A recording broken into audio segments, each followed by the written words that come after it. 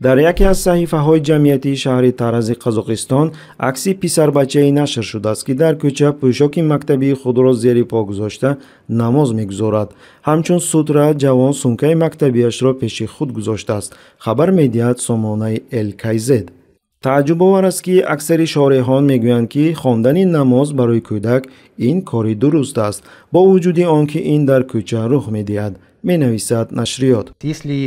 Человек растет, ребенок растет в религиозной семье, скорее всего, он будет религиозным, скорее всего, потому что ребенок, он повторяет поведение своих родителей. қобили зикр аст, ки дар Қазоқистон дар тӯли даҳсолаҳо на танҳо мақомот таблиғоти зидди исломӣ мебаранд, балки расонаҳои ғарбпараст низ дар пасманзари эҳёи арзишҳои динӣ дар миёни аҳолии кишвар аз таблиғоти зидди исломии ҳукумат комилан пуштибонӣ мекунанд. Соңғы кезде өрімдей жас жігіттер сақалын сапситіп қойып, балақтарын шорт кесіп келеді. Бетін тұмшалап бүркөп, қап-қара көйлек киген қыздардың қатары көбейді. Бұл біздің ұлтымызға да, сана сезімімізге де, дәстүрімізге де келмейді. масалан моҳи гузашта маҷлиси кишвар қонун дар бораи ворид намудани тағйиру иловаҳо дар соҳаи маориф ва омӯзгориро қабул кард, ки паҳнкунии адабиёти динӣ ва иттилоотро дар мактабҳо манъ мекунад.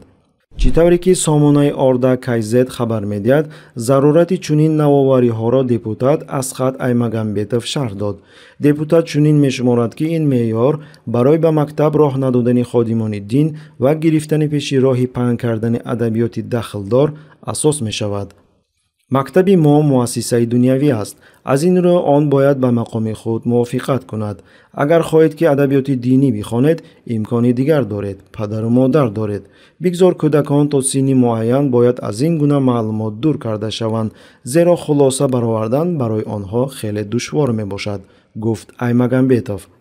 ёдрас мекунем, ки қаблан дар моҳи октябр пӯшидани ҳиҷоб дар муассисаҳои таълимӣ манъ шуда буд.